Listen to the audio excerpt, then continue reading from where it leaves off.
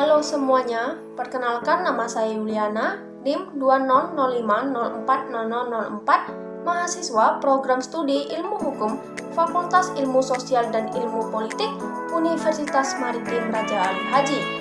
Di video kali ini, saya akan menjelaskan mengenai subjek dan objek pajak, di mana video ini dibuat untuk memenuhi tugas dari mata kuliah Hukum Pajak dengan dosen pengampu Bapak Irman. Baiklah, langsung saja kita lihat di video berikut ini. Subjek pajak menurut Undang-Undang Republik Indonesia Nomor 36 Tahun 2008 tentang perubahan keempat atas Undang-Undang Nomor 7 Tahun 1983 tentang pajak penghasilan mengatakan bahwasanya subjek pajak adalah individu atau badan yang punya hak dan kewajiban dalam perpajakan sebagaimana telah diatur dalam peraturan yang berlaku di Indonesia. Selanjutnya, pasal 2 ayat 1. Yang menjadi subjek pajak adalah A. Yang pertama, orang pribadi. Yang kedua, warisan yang belum terbagi sebagai satu kesatuan menggantikan yang berhak. B. Badan. Dan C. Bentuk usaha tetap. Subjek pajak dapat dibedakan menjadi dua, yaitu subjek pajak dalam negeri dan subjek pajak luar negeri. Pasal 2 ayat 3 mengatakan bahwa subjek pajak dalam negeri adalah A. Orang pribadi yang bertempat tinggal di Indonesia.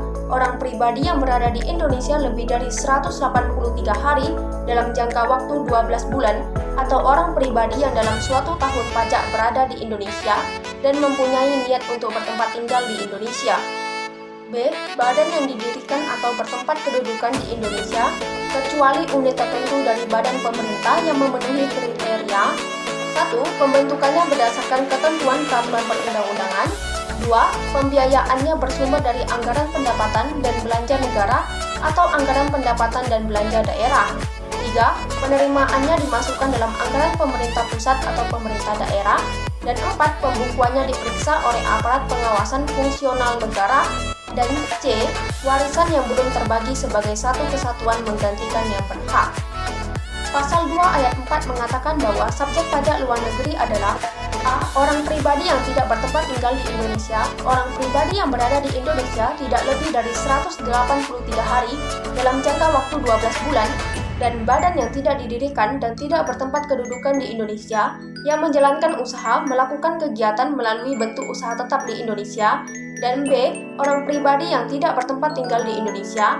Orang pribadi yang berada di Indonesia lebih dari 183 hari dalam jangka waktu 12 bulan dan badan yang tidak didirikan dan tidak bertempat kedudukan di Indonesia yang dapat menerima atau memperoleh penghasilan dari Indonesia tidak dari menjalankan usaha atau melakukan kegiatan melalui bentuk usaha tetap di Indonesia. Perbedaan wajib pajak dalam negeri dan wajib pajak luar negeri. Wajib pajak dalam negeri dikenakan pajak atas penghasilan baik yang diterima atau diperoleh dari Indonesia dan dari luar Indonesia. Sedangkan wajib pajak luar negeri dikenakan pajak hanya atas penghasilan yang berasal dari sumber penghasilan di Indonesia. Wajib pajak dalam negeri dikenakan pajak berdasarkan penghasilan neto, sedangkan wajib pajak luar negeri dikenakan pajak berdasarkan penghasilan bruto. Wajib pajak dalam negeri, tarif pajak yang digunakan adalah tarif umum atau tarif Undang-Undang PPh pasal 17. Sedangkan wajib pajak luar negeri, yaitu tarif pajak yang digunakan adalah tarif sepadan atau tarif Undang-Undang PPh pasal 26. Wajib pajak dalam negeri wajib menyampaikan SPT, sedangkan wajib pajak luar negeri tidak wajib menyampaikan SPT. Pasal 3 ayat 1 yang tidak termasuk subjek pajak adalah A. Kantor perwakilan negara asing. B. Pejabat-pejabat perwakilan diplomatik dan konsulat atau pejabat-pejabat lain dari negara asing dan orang-orang yang diperbantukan kepada mereka yang bekerja pada dan bertempat tinggal bersama-sama mereka dengan syarat bukan warga negara Indonesia dan di Indonesia tidak menerima atau memperoleh penghasilan di luar jabatan atau pekerjaannya tersebut serta negara bersangkutan memberikan perlakuan timbal balik. C. Organisasi-organisasi internasional dengan syarat yang pertama, Indonesia menjadikan anggota organisasi tersebut dan yang kedua, tidak menjalankan usaha atau kegiatan lain untuk memperoleh penghasilan dari Indonesia selain memberikan pinjaman kepada pemerintah yang dananya berasal dari iuran para anggota. D. Pejabat-pejabat perwakilan organisasi internasional sebagaimana dimaksud pada huruf C dengan syarat bukan warga negara Indonesia dan tidak menjalankan usaha kegiatan atau pekerjaan lain untuk memperoleh penghasilan dari Indonesia. Objek pajak. Objek pajak adalah segala sesuatu yang dijadikan sasaran pajak atau dapat dikenakan pajak baik berupa keadaan, perbuatan, maupun peristiwa. Pasal 4 ayat 1 menyatakan bahwa yang menjadi objek pajak adalah penghasilan, yaitu setiap tambahan kemampuan ekonomis yang diterima atau diperoleh wajib pajak, baik yang berasal dari Indonesia maupun dari luar Indonesia, yang dapat dipakai untuk konsumsi atau untuk menambah kekayaan wajib pajak yang bersangkutan dengan nama dan dalam bentuk apapun. Pasal 4 ayat 1 yang termasuk objek pajak adalah A. Penggantian atau imbalan berkenaan dengan pekerjaan atau jasa yang diterima atau diperoleh termasuk gaji, upah, tunjangan, honorarium, komisi, bonus, gratifikasi, uang pensiun, atau imbalan dalam bentuk lainnya kecuali ditentukan lain dalam undang-undang ini. B. Hadiah dari undian atau pekerjaan atau kegiatan dan penghargaan. C. Laba usaha. D. Keuntungan karena penjualan atau karena pengalihan harta, termasuk yang pertama, keuntungan karena pengalihan harta kepada perseroan persekutuan dan badan lainnya sebagai pengganti saham atau penyertaan modal. Kedua, keuntungan karena pengalihan harta kepada pemegang saham, sekutu atau anggota yang diperoleh perseroan, persekutuan, dan badan lainnya. Ketiga, keuntungan karena likuidasi, penggabungan, pereburan, pemekaran, pemecahan, pengambil alihan usaha atau oleh organisasi dengan nama dan dalam bentuk apapun. Keempat, keuntungan karena pengalihan harta berupa hibah, bantuan, atau sumbangan, kecuali yang diberikan kepada keluarga saudara dalam garis keturunan lurus, satu derajat, dan badan keagamaan, badan pendidikan, badan sosial, termasuk yayasan, koperasi, atau orang pribadi yang menjalankan usaha mikro dan kecil yang ketentuannya diatur lebih lanjut dengan Peraturan Menteri Keuangan sepanjang tidak ada hubungan dengan usaha, pekerjaan, kepemilikan, atau penguasaan di antara pihak-pihak yang bersangkutan. Dan kelima, keuntungan karena penjualan atau pengalihan sebagian atau seluruh hak penambangan, tanda turut serta dalam pembiayaan atau permodalan dalam perusahaan pertambangan. E. Penerimaan kembali pembayaran pajak yang telah dibebankan sebagai biaya dan pembayaran tambahan pengembalian pajak. F. Bunga termasuk premium, diskonto, dan imbalan karena jaminan pengembalian utang. G. Dividen dengan nama dan dalam bentuk apapun, termasuk dividen dari perusahaan asuransi kepada pemegang polis dan pembagian sisa hasil usaha koperasi. H. Loyalty atau imbalan atas penggunaan hak. I. Sewa dan penghasilan lain sehubung dengan penggunaan harta. J. Penerimaan atau perolehan pembayaran berkala. K. Keuntungan karena pembebasan utang kecuali sampai dengan jumlah tertentu yang ditetapkan dengan peraturan pemerintah. L. Keuntungan selisih kurs mata uang asing.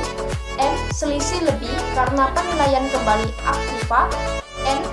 Premi asuransi. O. Iuran yang diterima atau diperoleh perkumpulan dari anggotanya yang terdiri dari wajib pajak yang menjalankan usaha atau pekerjaan bebas. P. Tambahan kekayaan neto yang berasal dari penghasilan yang belum dikenakan pajak. Q. Penghasilan dari usaha berbasis syariah. R.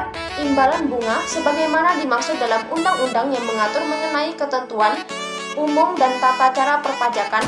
Dan S. Surplus Bank Indonesia. Menurut pasal 4 ayat 3, yang dikecualikan dari objek pajak adalah A. 1. Bantuan atau sumbangan termasuk zakat yang diterima oleh badan amil zakat atau lembaga amil zakat yang dibentuk atau disiapkan oleh pemerintah dan yang diterima oleh penerima zakat yang berhak, atau sumbangan keagamaan yang sifatnya wajib bagi pemeluk agama yang diakui di Indonesia yang diterima oleh lembaga keagamaan yang dibentuk atau disahkan oleh pemerintah dan yang diterima oleh penerima sumbangan yang berhak yang ketentuannya diatur dengan atau berdasarkan peraturan pemerintah. Dan 2. Harta hibahan yang diterima oleh keluarga saudara dalam garis keturunan lurus 1 derajat, badan keagamaan, badan pendidikan, badan sosial, termasuk yayasan, koperasi, atau orang pribadi yang menjalankan usaha mikro dan kecil yang ketentuannya diatur dengan atau berdasarkan peraturan Menteri Keuangan sepanjang tidak ada hubungan dengan usaha, pekerjaan, kepemilikan, atau penguasaan di antara pihak-pihak yang bersangkutan. B. Warisan. C. Harta termasuk setoran tunai yang diterima oleh badan sebagaimana dimaksud dalam pasal 2 ayat 1 huruf B sebagai pengganti saham atau sebagai pengganti penyertaan modal. D. Penggantian atau imbalan sehubungan dengan pekerjaan atau jasa yang diterima atau diperoleh dalam bentuk natura dan atau kenikmatan dari wajib pajak atau pemerintah, kecuali yang diberikan oleh bukan wajib pajak. Wajib pajak yang dikenakan pajak secara final atau wajib pajak yang menggunakan norma penghitungan khusus.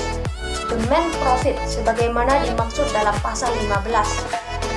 E. Pembayaran dari perusahaan asuransi kepada orang pribadi sehubung dengan asuransi kesehatan, asuransi kecelakaan, asuransi jiwa, asuransi guna guna, dan asuransi beasiswa. F. Dividen atau bagian laba yang diterima atau diperoleh perseroan terbatas sebagai wajib pajak dalam negeri, koperasi, badan usaha milik negara, atau badan usaha milik daerah dari penyertaan modal pada badan usaha yang didirikan dan bertempat kedudukan di Indonesia dengan syarat yang pertama, dividen berasal dari cadangan laba yang ditahan, dan yang kedua, bagian perseroan terbatas badan usaha milik negara dan badan usaha milik daerah yang menerima dividen kepemilikan saham pada badan yang memberikan dividen paling rendah 25% dari jumlah modal yang disetor.